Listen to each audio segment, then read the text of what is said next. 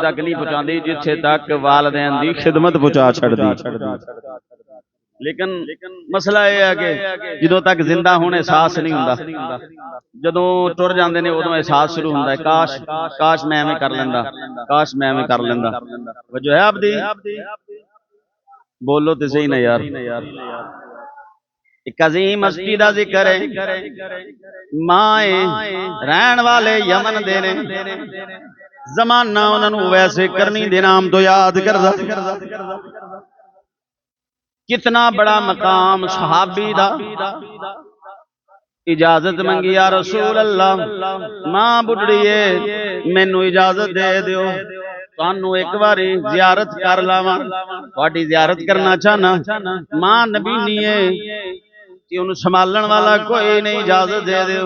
फरमाया फरमाया वैस करनी नू आखो मां दी खिदमत करे। आशिक कोई साडे वर्गा नहीं सी, अपने मन नू राजी करन वाला आशिक नहीं सी, अल्लाह दे महबूब नू राजी करन वाला आशिक। बोलो जरा। एक आशिक होंदा है जिहड़ा अपने आप नू राजी करदा है, एक आशिक होंदा है जिहड़ा महबूब नू राजी करदा है। महबूब नू ओ आशिक ते कमाल है जिहड़ा अपने मन नू भी राजी करे, अल्लाह दे यार नू भी राजी करे। मैं एक इशारा करना, घर च आशिक ने झंडियां लाइयां ने ते जोर दी नमाज छड़ दिती है, मन ते राजी कीता है, यार नू राजी नहीं जे कीता। मैं कह देना ना लांदा, सरकार दा हुक्म मन के नमाज पढ़ना आ जांदा, हुजूर दी सुन्नत मुबारक सजा लैंदा। आका करीम सल्लल्लाहु अलैहि वसल्लम दे फरमान फरामीन दा लिहाज कर लैंदा। इहदा मतलब ये नहीं कि जनाब आमदे मुस्तफा ते खुश नहीं होना चाहिए, मैं ना आमदे मुस्तफा ते खुश भी होना चाहिए है, रसूलुल्लाह दी गुलामी भी जरूरी करनी चाहिए। या रसूल अल्लाह सल्लल्लाहु अलैहि वसल्लम इजाजत सरकार फरमाए वालदैन दी मां दी खिदमत करो, फिर मां दी खिदमत साइयां फरमा दिता है, मां दी खिदमत करनी है तो फिर मां दी खिदमत करनी है। कोई और टुटा फुटा हुंदा आशिक नाम दा, वो कहंदा मां नू सलाह के ते मैं फिर आना, केड़ी गल है तेज घोड़े ते बैठ जांगा, जियारत करके वापस आ जाना।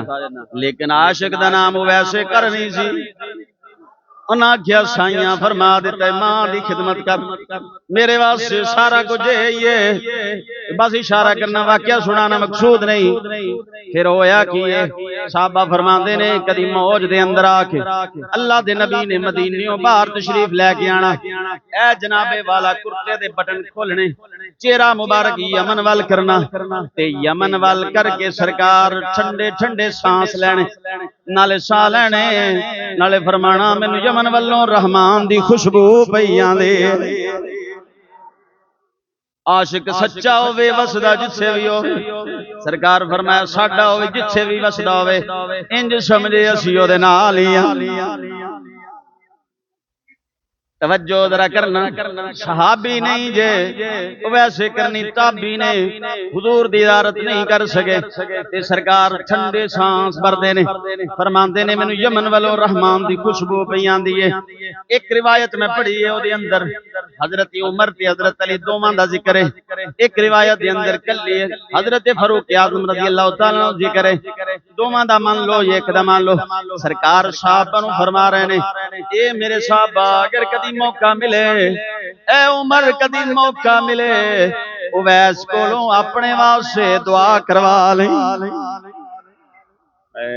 जुमला बड़ा वड्डा सी, तू तो वैसे ही पता नहीं गर्मी की वजह तो परेशान बैठे, बोलो यार बोलो। फारूक आजम जैसी शख्सियत, हजरत अली पाक जैसी शख्सियत, सरकार फरमा रहे ने कदी मौका मिले ए उमर कदी मैं तेन, सरकार भी फरमाया तेरी मुलाकात वैस नाल होएगी जदों कोई काफिला हज वास्ते आना। हजरत उमर ने जो मदीने किसी काफिले आना, उमर पूछना कोई अवैस भी है तुहाडे अंदर, कोई अवैस भी है जो यमन चो करन च कोई आना तुहाडे अंदर कोई अवैस भी होना आखना नहीं। एक बार एक काफिले दे नाल मुलाकात हुई, काफिला किथे जा रहा सी, गालिबन शाम वल जा रहा सी। हजरत फरूक आजम ने काफिला रोकिया, फरमाया तुहाडे अंदर उवैस नाम दा कोई बंदा होए? आपने फरमाया हाँ मेरा ना ही उवैस। कहंदे मेरे आका फरमाया सी अल्लाह ने उस बंदे नूं एडा मकाम दिता है, जदों कसम उठा लैंदा है अल्लाह ओदी कसम नूं पूरा फरमा दिंदा। ये मतलब जदों गल करदा है अल्लाह उस बात नूं पूरा फरमांदा है। ओदी बात दे अंदर इन्ना वजन है। ते जनाबे वाला फरमाया मेरे आका फरमाया सी सरकारे दो आलम सल्लल्लाहु अलैहि वसल्लम फरमाया सी ओदे जिस्म च ओनू बरस दी बीमारी लगी सी। उन्हें अल्लाह दी बारगाह च अर्ज कीती सी मौला मेरी बीमारी दूर कर दे। अल्लाह ने बीमारी दूर कर दी थी। हाथ दे ऊपर एक दिरहम दे बराबर निशान है ताकि मौला मैं तेरा शुक्र अदा कर सका। फरमाया ओदे हाथ दे दिरहम दे बराबर बरस दा निशान है। फरूक आजम ने जदों वेख्या है बरस दा निशान, फरमाया हाँ हाँ तू ही वैस है। मेरे आका फरमाया सी बनी तमीम कबीले दे अक्सर लोगां दी बख्शिश हजरत उवैस दी सिफारिश ते अल्लाह उन्हें जन्नत दे छड़ेगा। एक रिवायत के अंदर आंदा है मेरी उम्मत का एक हिस्सा वैसे करनी की सिफारिश दे नाल जन्नत जाएगा। और तीजी एक रिवायत के अंदर भी लफाज मौजूद ने। सरकार फरमाया उमर जदों जाओ मेरा जुब्बा भी उवैस नूं दे देना, तोहफा भी दे देना, नाल आखना उवैस मेरी उम्मत दी बख्शिश वास्ते दुआ कर दिया। मन्निया है सरकार दी बात नूं।